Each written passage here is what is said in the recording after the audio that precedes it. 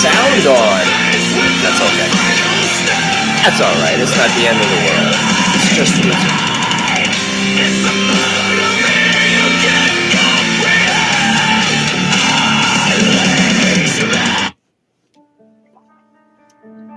So unfortunately, some silence at the beginning of this video.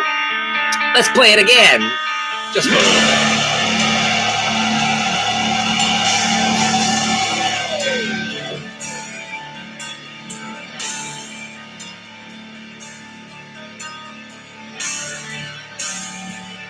Let's go.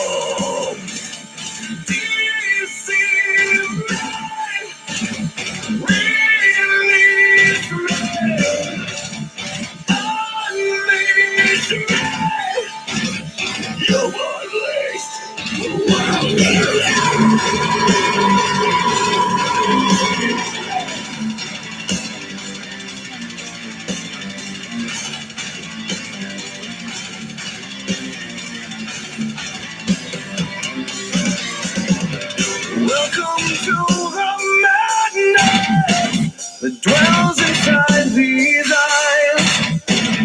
Push on to the breaking point. You're running out of time. That's not Howard, right? No, it's not.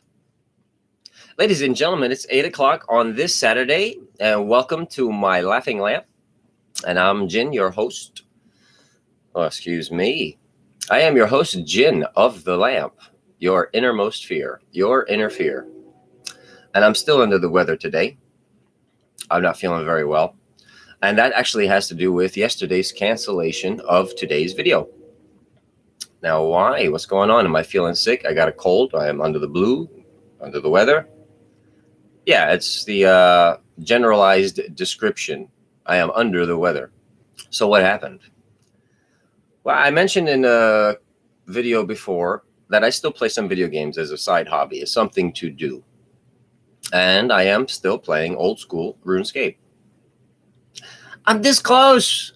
I'm this close to my very first 99 skill. For those of you familiar with the game, 99 is the max level of any skill in the game. And my first 99 is on its way. I still didn't reach it. Hit points is a bitch for those of you who know the game. So I ended up overplaying in the attempts of trying to reach it and being way too tired to throw a video. So there you go. Like I said, this is just a hobby for me to vent out my personal frustrations. My personal hobbies and my personal goals are more important. You see how that goes?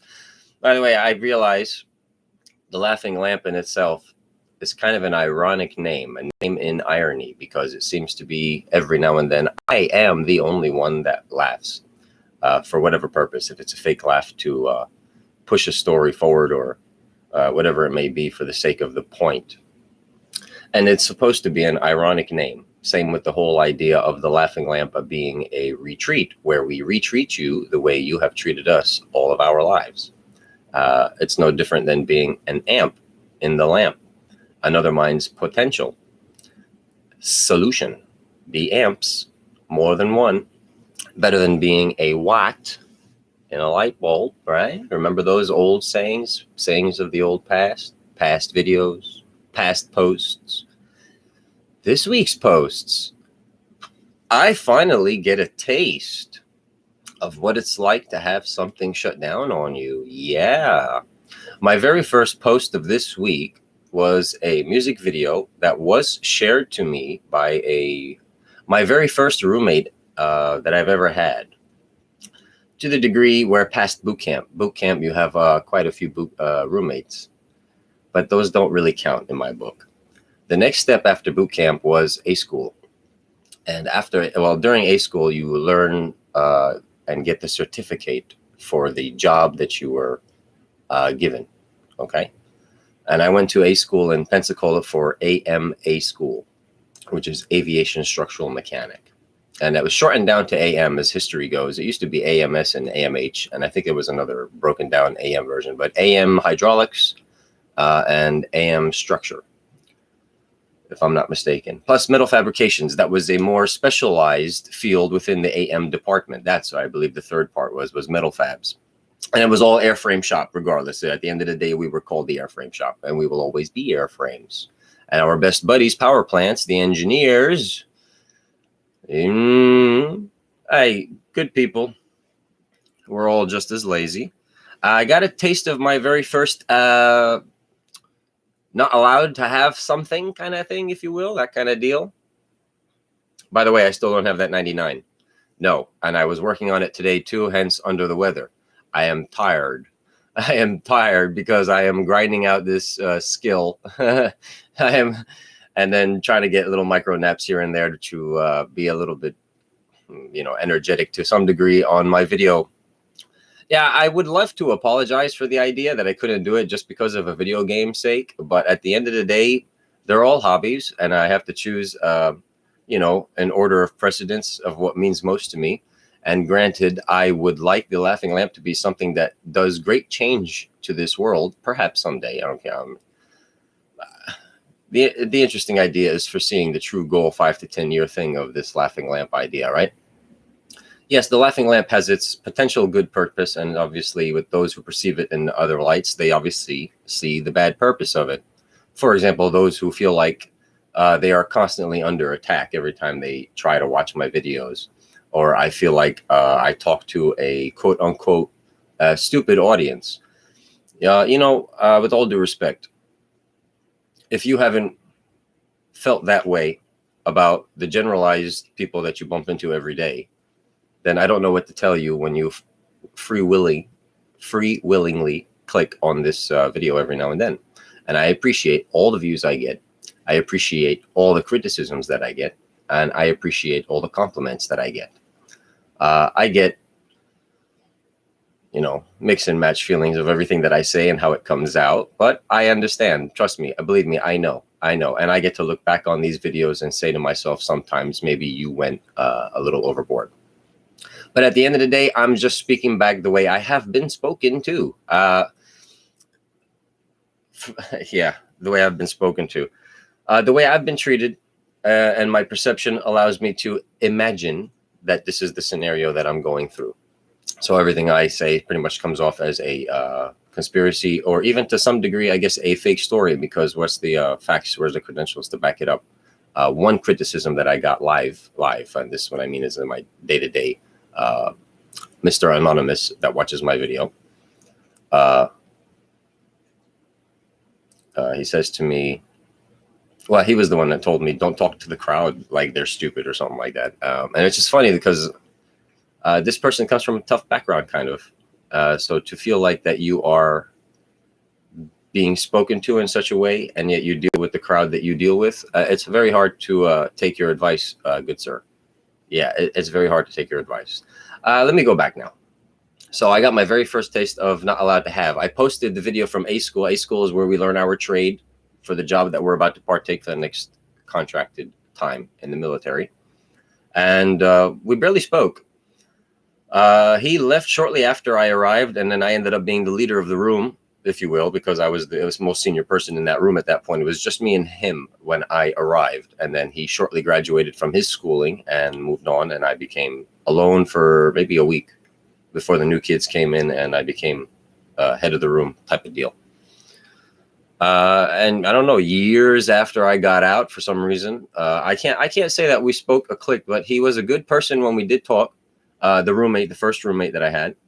And like I said, we just connected at some point in Facebook as just friending each other. We didn't really speak. To this day, I have whatever friends I have on my Facebook and other social media platforms.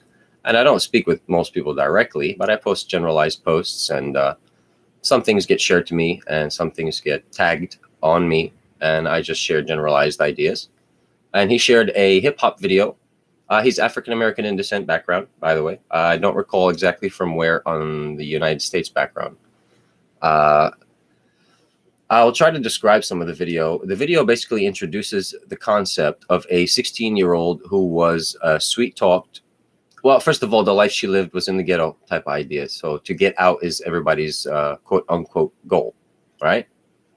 And she was sweet talked by a much older gentleman who was married with his own children, but he was Mr. Safe Player, with people he uses as in and outs of jail and prison. You know, the sheep, the go-getters, the ones that take most of the risks now.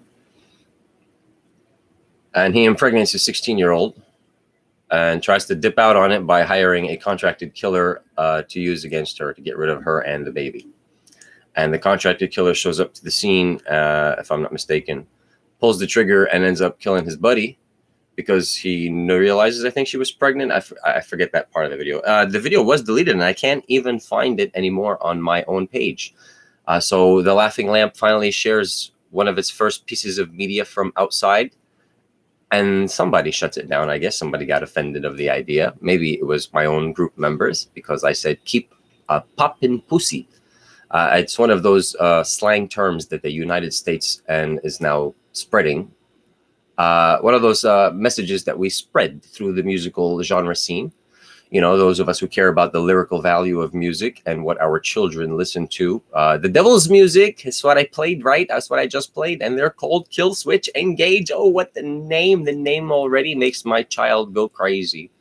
Well, nothing in my song told him to find a woman who's loose, take advantage of her, and or tell that woman to go out there, girl, shake that booty, twist that body, and pop your pussy. But to each their own. To each their own. Lyrical value, bumping value, dancing value, head banging value, whatever value your music does for you. If you listen to music, if you can listen to music, if you can perceive what music is, there are deaf folks out there who have to perceive musical value in their own way, their own method. I do know a deaf person here who actually enjoys the vibration of certain instruments that she can hear with the right volume and the right room. So it's very interesting what some people do to the degree to enjoy things. Well, she used to be. She wasn't born deaf. So she does have the background understanding of most of the music she does play. But it is her memory and the tune that allows her to re-enjoy things, and she can hear it again. So she says, in her own way, she says she could hear it again. She could definitely hear the sounds she can remember. Hi, Salem. I see you. Hi. All right. And that video was shut down and blocked. Now, I think it was on. It was very good for the whole week up until yesterday, if I'm not mistaken, or even today. Today is when I noticed that the video was actually taken down. So I'm going to just go by my own experience from what I saw. And the video, from what I've seen, was taken down at least today. And that's the basics of that music video. And I thought, for a hip-hop genre, at the time that he shared it, hip-hop was in this stage of transition, which I think it is to this point now, where it turned more dubsteppy. And I don't know how to describe that except for, if you remember the band Hypocrisy that I played, Chemical Horror, I said they were an industrialized black metal, meaning more synthesized, more of the technologies. What was the word I used?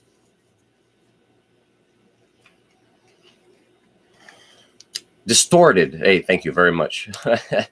It was more distorted, and hip hop seemed to have used dubstep as like a distorted version of electronic music, and you could play hip hop out of it. You could play heavy metal out of it. Dubstep is something you do with music. Apparently, it's a genre, perhaps, but as far as I'm really concerned, dubstep is something you do to some music that's already out there, and you synthesize it just a little bit harder. To each their own. To each their own. I'm not a fan of electro dance music at all. As a matter of fact, I have a joke that I had with my brother. We shared this idea that I would much rather survive, or much easier survive, a metal-induced mosh pit than I would a drug-induced EDM. Funny thing is, one of the EMTs I volunteered with actually commented on that post and said, well, certain drugs are good for both. And I got a confirmation that day that my own squad was under the influence of Molly. Okay, but anyway. Who am I to speak negatively on any aspect of anybody, right? It's just me. And that video ended up being dropped, so I can't seem to access it, and I do not recall the artist and the name of the song. I apologize for that. I didn't write any of that down. It was just a video that was shared to me on my Facebook as it was. Title and everything was in there, needless to say. And perhaps I could find it on some of my YouTube watched history. I might be able to find it. And I didn't do that course of research just yet.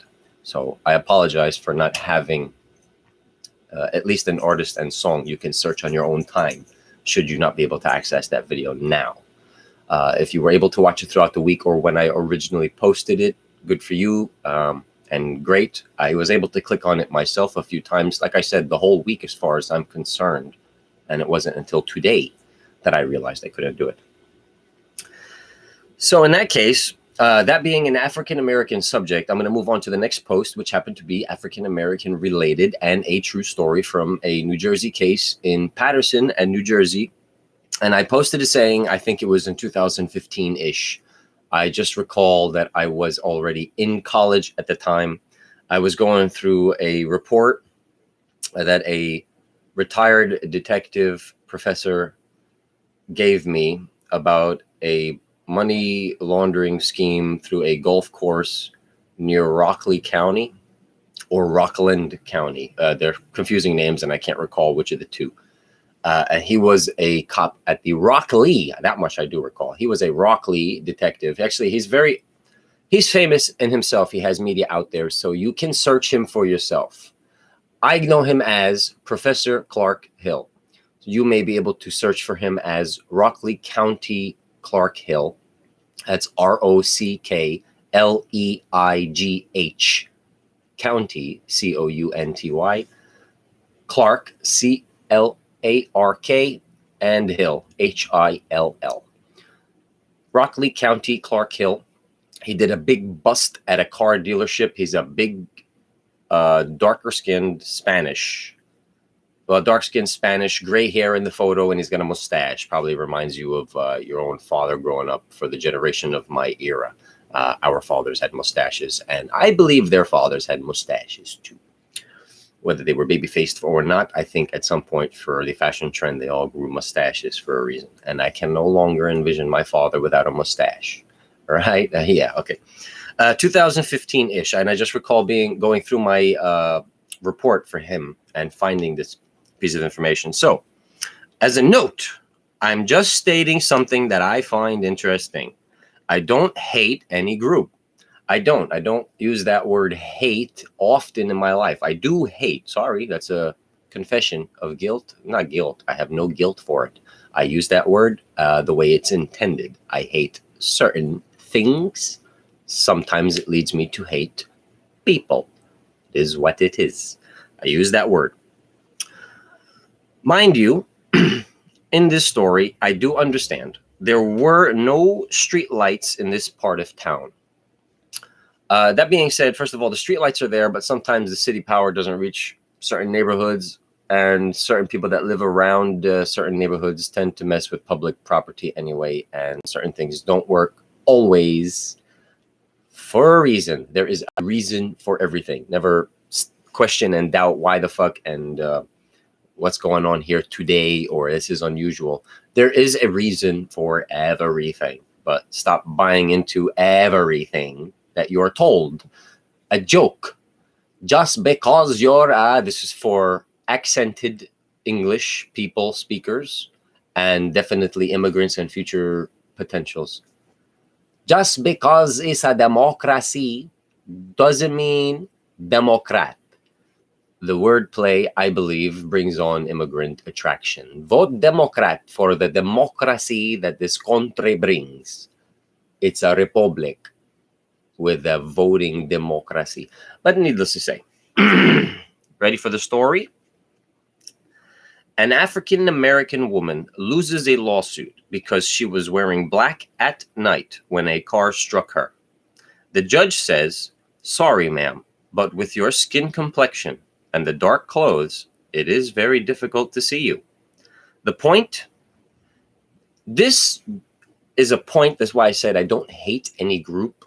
I was working also medical transportation, wheelchair pushing and discharges and rehab, moving back and forth. I mentioned that before. I did. What about Hasidic Jews? They wear all black all day. Can I run them over? I swear to God, I heard about this case, first of all, about the lady in Patterson, and that was going on the radio, what I was listening to. I was already in the town of, but I was headed to Suffern Hospital, a hospital in Suffern, and I was already in Suffern on one of the main strips down that leads to the hospital. And out of nowhere, if this family didn't turn around, because they were walking the same direction that I was traveling, and being in all black from the backside and the way they wear their clothing, even the women, and they fully cover their heads, I can't see them in the dark. I had the lights on, high beams and everything. It's an open road. And if it wasn't for the sake that this family turned around in well more than enough time for, before I would hit them anyway, I saw the white collars and the white little, outlines on their clothing. And I said, holy smokes, there's people here. But I thought to myself, how did they turn around too late? Or had they never turned around at all? There is potential, especially for the children. There's no child is that well trained, with all due respect. I could have hit them. Would I have been able to get away with it? Now, I thought evil-like, quote unquote, evil-like, because, hitting people and hurting them is not the best way of thinking, but it's the initial thing that we think of. And if I had hit them, would I have been able to get away with it? You talk about convenience or coincidence, which I don't believe in, especially of time and place type things. Now, this one is hard to say that somebody forced on me to a degree, because the radio could not have known to play that specific story as I'm in that part of town with that particular family or type of family on the road that day. It wouldn't have added up in coincidence type fashion. It could have been. See, again, it's an unexplained thing, and I just have a personal thought or feeling towards what a coincidence is. And I still believe it's nothing but a man-made phenomenon, or something but of a man-made creation, at least. The man at the stop sign, or the bitch that knows everything about you and realizes you made a wrong turn today, call the cops. Do a checkpoint. And the joke that I arise. So the coincidence. The lady story happens on the radio, and I thought to myself, I just learned this too in school. I just learned the ideology of why we don't wear dark clothes, no matter what your skin color is. We don't wear dark clothes at night. Street is lit or not, it doesn't matter with the lights on or off, because you need to be visible at night. And in parts of Europe, if not all of Europe, they are forced to, after sunset, if I'm not mistaken, to wear reflective gear should they be outside walking the streets, so that vehicles can see them easier with their lights on. Excuse me. And I figured I'd post that just for the simple joking factor, but I want people to think about this concept, something so silly that a woman could lose a lawsuit due to her skin color, a technicality about herself, of her life, that she had no control over. However, she could have worn reflective clothing. We all agree. I know. I could also say that the city had a right to make sure that those lights were on and running, and the police that patrol the city should have noticed that. There are so many arguments you can make of back and forth, whose fault, and point your finger, and where's the fuck is Waldo? Well, Waldo, at the end of the day, for me, is like rooting out a problem with your vehicle.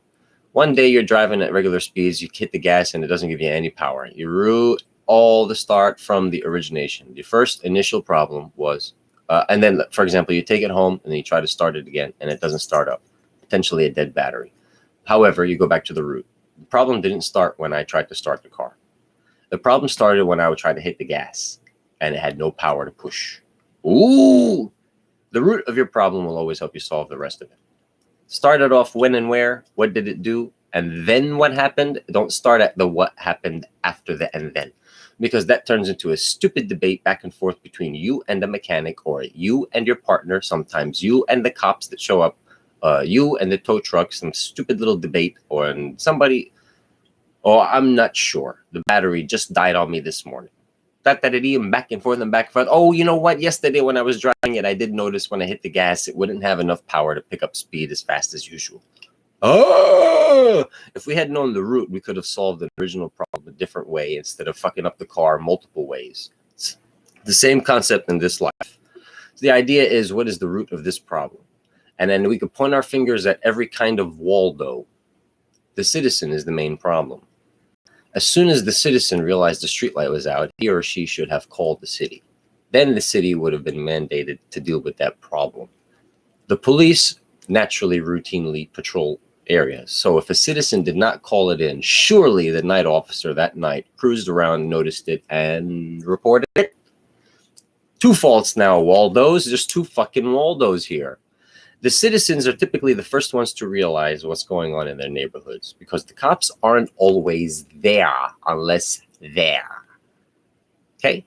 So they're not really going to notice immediately. Granted, we could argue that the patrolling unit should be a patrolling unit and should have seen and should have. And then they say that the citizens that live around that area or that have noticed it prior should have. Waldo, not interested in Waldo. At the end of the day, both of y'all should have. So where do I point the finger then, Jin? Well, Jin, then who should have? Who should have? Tell you what, let your hearts unite and figure that out yourselves. Be the community that you guys say that you are. Show me unity in fashion. And I don't mean unity in suing. Anyway, 2015 case. Next post. It's an interesting post, and I don't mean for it to be religious in any kind of fashion, but religion is probably the best source of hypocrisy, wordplay, and bullshittery that I've ever seen in my life. And considering that just like English becoming somewhat a universal language, Christianity or a form thereof, Catholicism, is becoming some form of popular universal religion. So it does help to use as a reference point when it comes to making a point. Dot. I need another dot. I need a third dot there to make that whole pause. And the post says that I do not fear the war of humanity, but I do fear the battle of Bloody Mary. Well, there was a revolutionary war. There was a civil war. There was a world war 1 and 2. Some say we're at 3. All of these wars took time and many battles. You understand? Do you understand the small concept here? Yeah.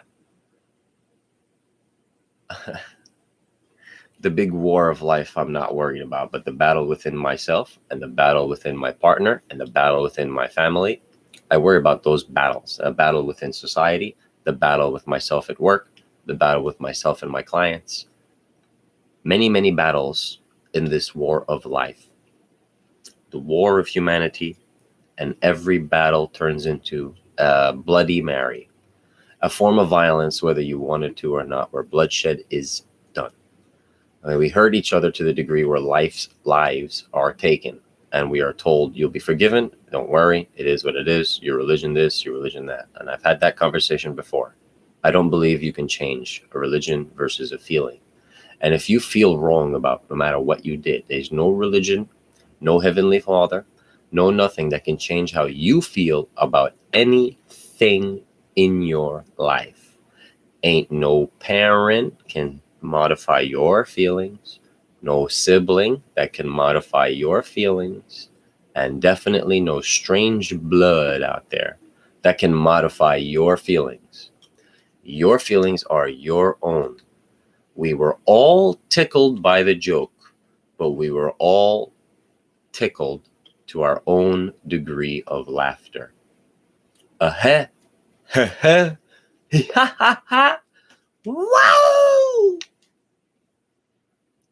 The same joke, the same line, different responses of laughter, different responses of silence, different responses of disgust. The only unity here is that you all responded. You generalize everything, just like your car battery problem, just like your power issue problem with the car. Then you branch it off into the specifics once the root has been figured out. The root is the first thing that you notice wrong. It may not be the root of the problem, but it is the root of when you noticed something was wrong. And that's what helps you determine to a mechanic where the problems are and get your cars fixed properly, to the plumber that fixes your house properly, finds the leak properly, and any other service out there that sells itself to you. You have to sell yourself to them. So you're both salesmen already. Each of you with a purpose of gaining money and paying less, getting the most done. That's how it works. I want the most done for the less money, but I need the most money for the least amount of work. Okay, the war of humanity versus the battle of Bloody Mary. And besides the war of life, I mean, there is a war, if you like to, because again, perception is a hell of a battle in itself. Perception is a war within itself, and perception is the battles within. To the idea that I could just turning on the lights in this house is a war, and every lamp is a battle. Does it turn on? Does it flicker? Does it stay on? Does it shut right off? Does it dim immediately? Each one is a battle. Finishing the war when all the lights are on, and another war now when you start the computer on and get all the stuff running. Each one of the devices, the microphone, the camera, the hard drive, monitor, each one is a battle. Each one can also be perceived upon as a war. I'm not good with technology as an example. I'm okay with it, but as an example, I'm not good with technology, so plugging in these devices is a war in itself. Multiple battles in one thing. Opening up a notebook could be a battle within opening up the cover, turning a page by getting makeshift. However you like to perceive these little micro things in our lives as battles and wars, the idea being here, there is in my head, in my theory, in my ideology, there is a war for humanity going on every fucking day. At the same time, there's a bunch of fucking battles that happen throughout every day. To gain your attention here, to gain your opposition here, to gain your trust here, to gain your likes here, to gain your somethings here, to gain something about you here. And you realize if you paid attention to yourself, everybody has a piece of you everywhere, and they're all segregated values of the same rooted subject. I feel like this was right, this is right, this is right, this is right, this is right. I can't choose a side because all of these guys have opposite sides of the battle. But I agree with every fashion here.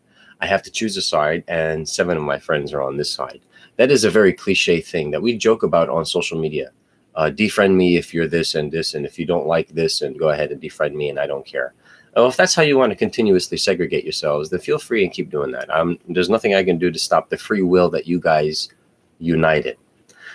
I don't believe trends. See, trends are something that everybody's hopping on board with. It's a trend. It's a trend. The same idea that I joked about on previous posts, not on the Laughing Lamp, but a previous post on my Facebook. I laughed at the trend, the idea that in this country, it's the land of the belated. Happy belated birthday. Happy belated Independence Day. Happy belated holidays. All these important days now have a perfect excuse to be belated because of a trend fashion you guys decided to set. It became popular to be late on everything. Fashionably late turned into the holidays being late, your birthdays being late, belated. My dick, motherfucker. Don't get me started on the whole idea of also celebrating certain day holidays as a number day of the week. Happy 4th. I can't wait till next July if I'm still around. Happy 4th? What the fuck is that? I think you mean Happy Independence Day for Americans, by the way. I can understand it doesn't relate to many other countries, cultures, and whatever aspects out there. I understand that. To Americans, it's Happy Independence Day, cocksucker. It's not Happy 4th because my birthday is the 6th of August, and I don't expect you to say, hey, Jin, Happy 6th. What the fuck would that mean to me? Happy 6th. 6th of what? Happy 4th of what? All right. Bunch of wars and battles. Pick and choose, right? Yeah. I have picked and chosen, and apparently my side is not the popular trendy side, which is not something I purposely and free willingly rebelled against. I did that to my parents. I did that as a teenager, and to this day, to some degree, there is rebellionship within all of us. I didn't do it with the intention of rebelling against all of humanity anymore. I'm done to a degree of that. I'm rebelling from those who don't exactly align themselves in my light. And that's how I segregate myself, socially speaking, nowadays when it comes to the public fashion in which I have to interact with fucking idiots out there. I'm not worried about speaking about y'all like this. The zombies out there aren't going to notice anyway. And those of you that are paying attention, you're the only ones that are going to notice. And I appreciate each and every bit of attention that you give me. Okay, thank you very much. The next post is an interesting post for me because this one I posted fairly recently to the degree of where it was within a year and a half, something like that. And it was within the course of this relationship that I'm in. And things weren't going very well. Let me read it out to you and I'll explain a little bit more afterwards. Funny how it turns into, in my head, too, screaming lyrics, but I'm going to try not to sing them out and scream them out to you. I'm going to try to just say them regularly. Ripped to shreds, pieces of two. Split the beds, this is all new. My color is red, better off than blue. For thee had said, I prefer you. From what I've read, it's a cage at a zoo. It's a cage at a zoo. Better off dead, live on, I do. Prepare the bread, the feast begins anew. The feast begins anew. There was a, well, I can't say that, there was a struggle between the person that I'm with and the life that she's living and was living at the time. And for the sake of lifestyles down here in Florida, with all due respect, it is what it is. And I guess you could say my dumbass wants to save somebody. Again, I love the person. It is the knowledge that they bring in, the wisdom and the light that they are willing to share. And at the end of the day, I do consider the same thing that you guys are probably considering too. The fact that I even have a partner in the first place, as crazy as I sound, damn near an hour a week. And the things that I say just on camera, she lives with that every day. And she gives me this hour to do this once a week. Every day, the little kid has got to deal with that personality, that kind of mentality, that kind of a word player, that kind of a psychoanalyzer every day. And at the same time, she puts up with it. I was in a previous relationship for 6 years, and she dealt with the same kind of me to a lesser degree. I wasn't awakened, meaning I was still afraid to speak my mind, to be honest and truthful about myself and how I feel. When I say awakened, that's what I mean. And in this relationship, she pushed the door of awakening. She damn near ripped my eyelids off. And then she took my tongue out and she said, "Speak, motherfucker." And sure. You could say she regrets opening that goddamn door because it's an attacking door. It's a very offensive door. And again, the laughing lamp and the irony that it is itself. I got my nickname Jin from her daughter. Her daughter called me that. And she had no idea that I was Middle Eastern in background or anything. And I became the genie, the wish granter for this little kid. So that's how it won my heart. Yeah, the kid won my heart. And I know that con artists will use that as, people do use people. People do use people, trust me. And I understand that. The little kid is what I'm saving from becoming a future client of anything negative. Do you understand? They don't care about the mother. They don't care about the father. What they see is a desperate parent. A general desperate parent is what they see. And then furthermore, what they truly see of a desperate parent is their future client. That's what I'm saving. A future client. Hopefully we can grow her to be something better. Okay?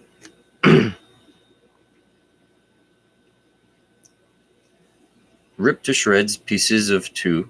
Split the beds, this is all new. It's exactly what it sounds like.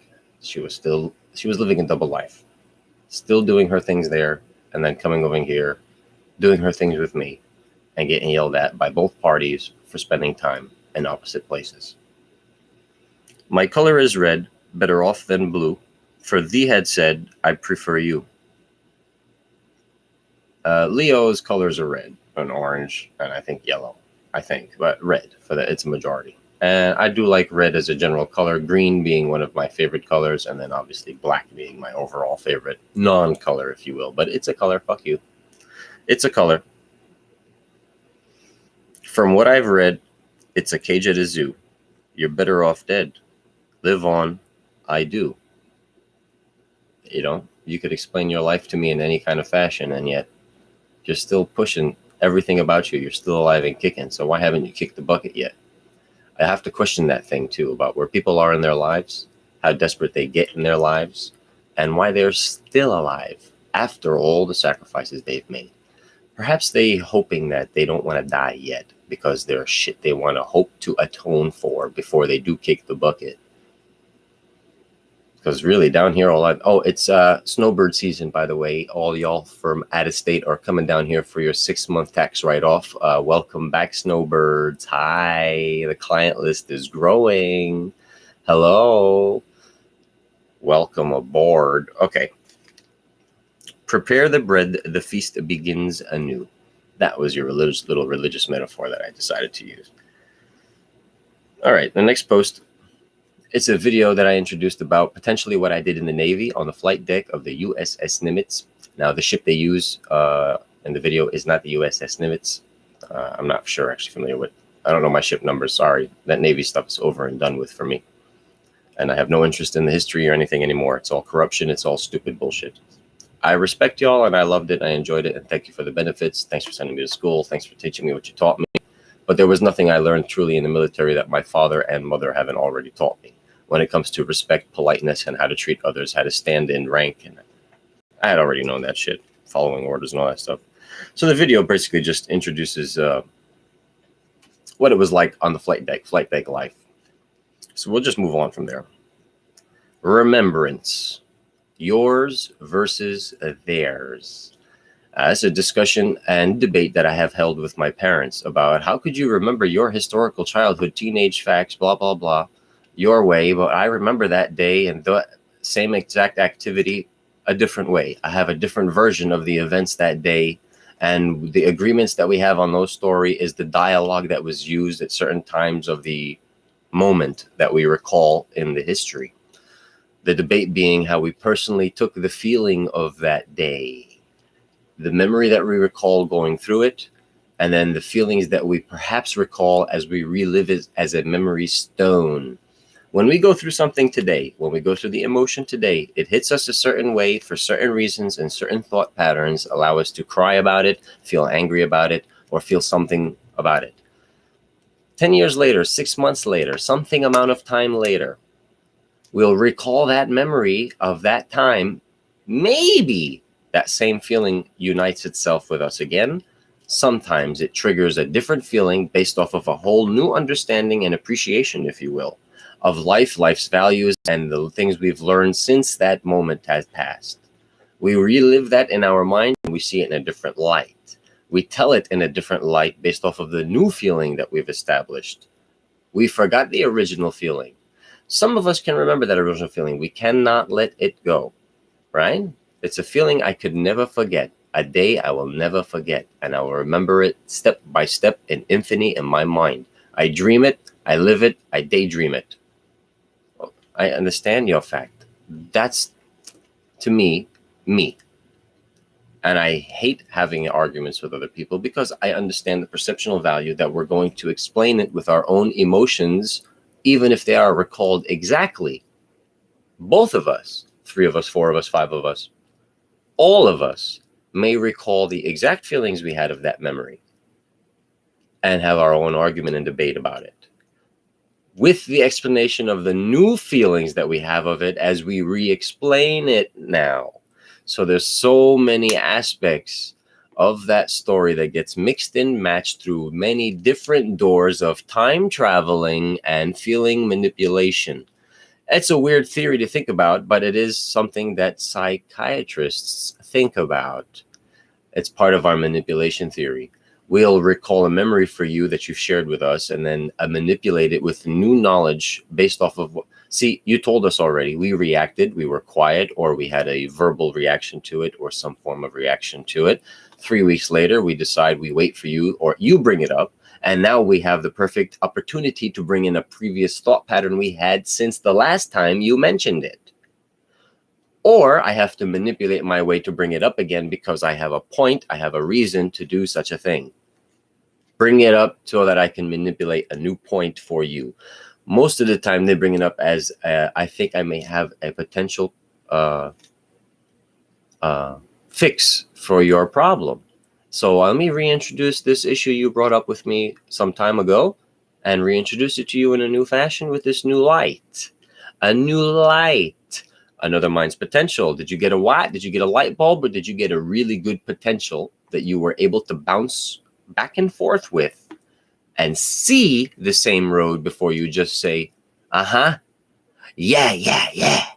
11. Because you're a doctor, certified and telling me exactly how I feel. Thank you very much. You fucking idiot. Remembrance, yours versus theirs. Even your own doctor uses their own memory stone of what they remember about what you said and how you acted and how you said it against you or for you.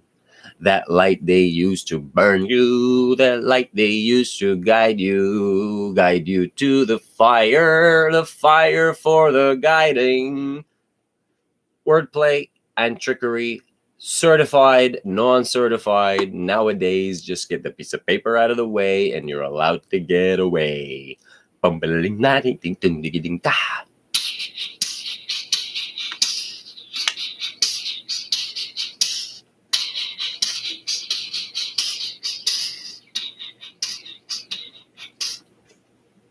Right?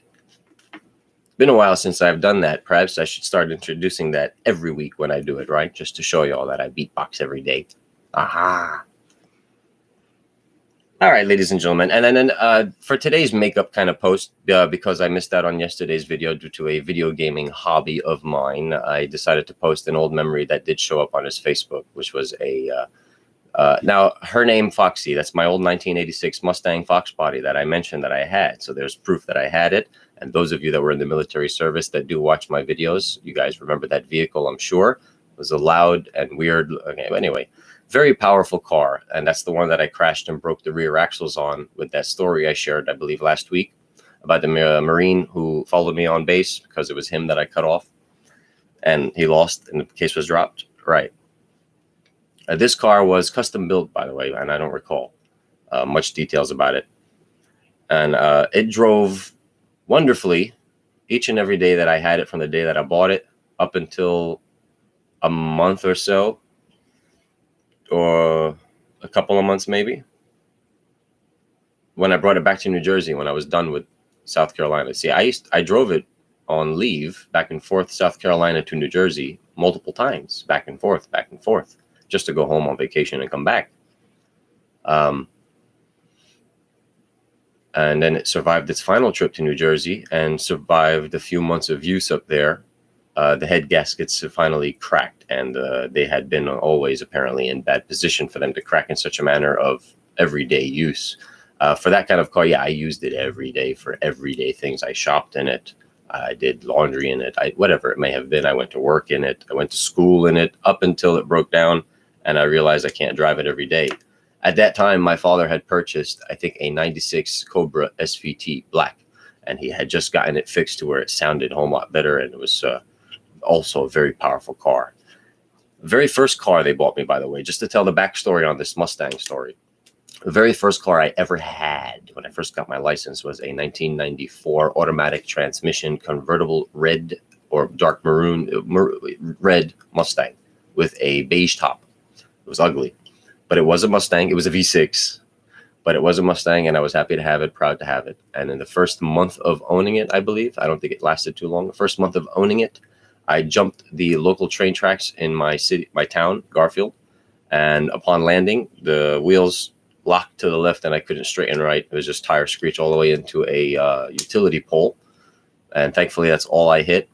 I've had knee damage ever since then, by the way. I have a picture. I'll share it when I find it, of the damage. It's a very small picture, very hard to see. So I will apologize in advance for the clarity that it will come out as. But I crashed and totaled that car within a month of owning it. And I bought the 86 Fox body while I was in the military. And before I discharged, my father had bought the SVT Mustang, supposedly from my brother, to learn manual and to have a Mustang as well. Needless to say, when my Mustang Fox body was not running very well, I asked my father if I can take the SVT to college. And he said, sure. And it's your brother's car, so keep it good. That car lasted almost the whole semester. Quarter, excuse me. Berkeley College has quarters. It lasted almost the whole quarter. And all right, here's the true story.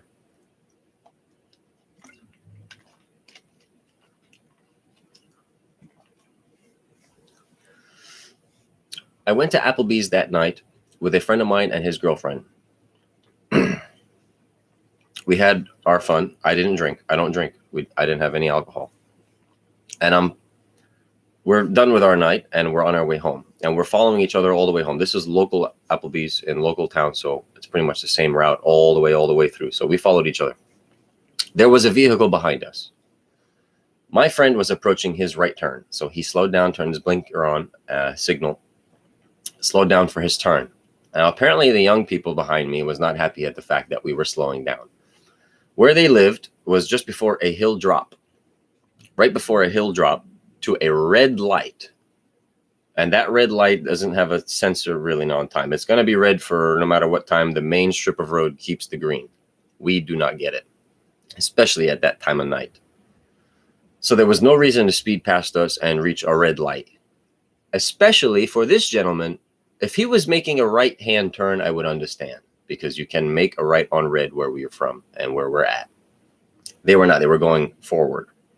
Needless to say, they go around us and meet at the red light. And I get mad. My buddy makes his turn off, right-hand turn, and I was just mad at that point. Young, dumb, stupid, blah, blah, blah. And in a powerful car, manual transmission. Meet up with the guy at the light. I'm behind him, and I said to myself, no matter what happens at this green light, I'm going to try to surpass him on the opposite lane. And it's only a 2-lane road, one way. And this is right next to the high school. And okay. And I'm going to try to surpass this motherfucker, get my spot back in front of him, and then just make my drive home. And I'll explain my drive home in just a moment. So we're at the red light. I'm behind the guy. Light turns green, and I try to floor behind the guy. This guy realizes, and we keep up to speed. Now, we passed everything. It was open road. Luckily, no reason to, worry about oncoming traffic. I got lucky, but I didn't get lucky. Obviously, I lost the car. There's a stop sign, and you have to turn left or right because it's residential housing or just houses. You have to turn. I realized I had to turn a little too late after the guy slowed down to stop for the stop sign, and that's when I thought I was winning. When I looked ahead of me, it was too late. I tried to hit the brakes and make a right-hand turn. It didn't happen. I smashed into the house in front of me's brick wall of a fence that they have, and smashed up the car. There goes that second Mustang gone. And I'll get into more detailed description on the story some other time, but that was that. So this third Mustang, I call her Foxy with 3 X's just for the sake of the post, guys. I did call her Foxy, but just 1 X. The 3 X's was a porno subtle hint, right? She was a sexy car for me in some degree, in some fashion. So I just joked on her name and put 3 X's there.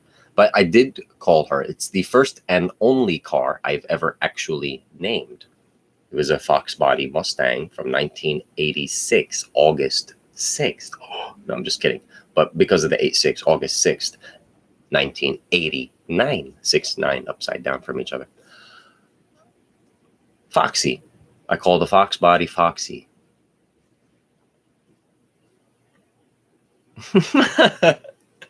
She was a beautiful car. So when my parents came down to Florida, I brought my Fox body. I had the Mustang all that time. She drove. We got the head gaskets repaired. Cost me well over $2,000 to get it done. But she still had her kinks and issues afterwards. She never ran the same. and I could never really diagnose the problem. I wasn't that intellectual with cars and vehicles. I still am not, and nor do I want to pay somebody to con me out of my money so they can have fun fiddling with my car. If I was more mechanically inclined, the Navy don't teach you that stuff. If I was more mechanically inclined and interested in the mechanical inclination of myself of vehicles, I would have kept the car and fixed it. Even after I gave it to my father, I would have told him, hang on to it, don't sell it. But it's for him to do whatever he wanted, and it was a gift of an IOU for the two that I have smashed in the past. And I understand the story is that he sold it to a Marine. Now, I still had my Marine Corps Air Station Beaufort decal on the front window. I never took that off even after it expired because it was my military vehicle. I was proud of it. I was very proud of it. I won't say that because then it'll get me in trouble. I still have something of that car that I should not have, but I have it anyway. Right? Okay. Ladies and gentlemen, thank you for joining me for this session of The Laughing Lamp. I am your host, Jin of The Lamp, and I hope I was your interfere this week. Again, sorry that I was caught up with my other hobby. This is just another one of my many hobbies. One I do once a week. I game every day of the week. I will get that 99, and to those who are interested, I'll let you know when I get it. Because after I get that 99, here's something I do want to mention before I go off stream. With the game and its relation and the hobby and what it teaches me, okay, and why was it more important for me to try to get this 99 out of the way. In life, every experience stone we reach teaches us what it takes to reach that experience level. In this game, I know it's a game, but when you surpass a certain level, which is X amount of experience gained, it becomes a threshold of experience that is of no nuisance in the future. It is of no nuisance in the future to reach that kind of experience again in a new subject even. If I can push a bachelor's degree in science, criminal justice, I now have the educational experience to easily push for future bachelor degrees in other subjects. Furthering the degree to a master's is a different experience stone, but once you've experienced the stone of master, another master's is not so much of a problem. And when you experience the stone of a doctor, it's not so much of a problem. So the game, what does it teach me? Once I reach the experience stone of 99 skill cap experience for especially hit points, if you understand this game, hit points moves slower than your combat because it mixes with every bit of your combat. So it takes all your combat to eventually get hit points alone to 99. Well, hit points is about to mean my first, closest, and only 99 by playing around with the combat styles and ensuring that hit points gets most of the experience while sharing experience with the rest of combat. Needless to say, I'll have a more HP than I will have the ability to hit, defend, and so on and so forth. But needless to say, once I hit that 99 experience cap, I am moving back to my Iron Man account, who used to be, for those who understand the game, a hardcore Iron Man, a character with one life, and if you die, you get reverted to a regular Iron Man, and you'll forever have your name scratched off the hardcore Iron Man high scores list. Needless to say, I did die in my hardcore Iron Man, who was named Mighty Christ, MYTKRYST.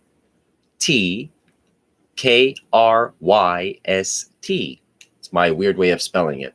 Mighty Christ. Mighty Christ. And he died at Skeletal Warriors or Shadow Warriors in the Legends Guild basement because I thought I could AFK them while I had to go discipline the child at the moment. And I was at full health and I wasn't taking much damage. That's why I thought the way I thought, and I thought wrong. I came back to a 3 or 4 health character and my old school panic clicking kicked in and I panic clicked every bit of food and died.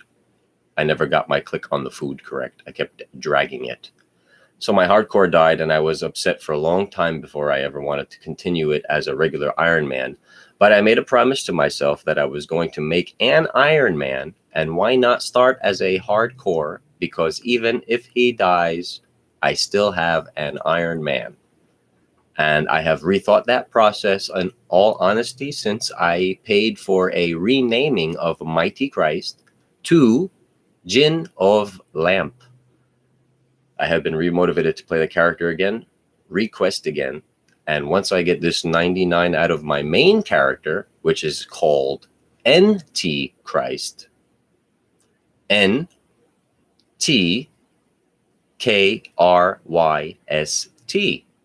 NT Christ. I got that idea, by the way, from an old friend of mine.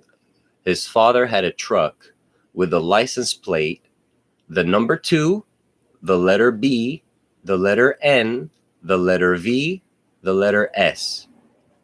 2BNVS. And it's because of that I realized that the saying of a letter can be used as a word play of multiple sounds. Antichrist, Antichrist, Antichrist. I understand that, but Antichrist, Mighty Christ, and Almighty. Almighties. They're Almighties. And the T symbol, lowercase especially, happens to look like a cross. And even the capital, in some religions of fashion, uses this as a sacrificial crucifixion. Interesting letter, right? How about the letter Y? Isn't that somewhere you could put a Jesus too? All right, very interesting symbology, is it not? It's all symbols for the symbol-minded George Carlin followers. But needless to say, I'm very close to my very first 99 stat, which happens to be hit points. And once that's done, I will have the motivation, I think, to push for 99 in all my Iron Man's stats. And an Iron Man basically cannot interact with the social public out there. You can't buy things from people. You cannot trade items with people. You cannot share drops from kills with people. There is a group Iron Man mode out now, but I'm not interested in that. Iron Man is meant to be Iron Man solo play. So I don't need the group. It doesn't make sense. But for streaming and money-making purposes, I understand, Jagex, that you need to have people resubscribing to new Iron Men and the streaming value of repeat paid hardcore Iron Men streamers who sometimes, I believe, die on purpose because they have a big following that would love to see them repeat crafting and fletching and all those other skills to high levels, only to die at demonic gorillas or Zamorak boss killing or something like that, right? The same spot they died last time. Anyway, to each their own. I still get entertainment out of the game and the skill building and the AFKing because it allows me to kill time and stay happy and zen throughout my life. Something to do to keep the chaos at bay. Otherwise, you get once a week, every day. Once again, ladies and gentlemen, I am Jinn of the Lamp, your innermost fear, and thank you for joining me here at the Laughing Lamp Retreat, where I have hopefully retreated you the way I believe you have treated me all of my life, my own wordplays, my own intricacies of such a thing. Thank you very much, ladies and gentlemen. Enjoy the rest of your weekend. Stay safe, stay well.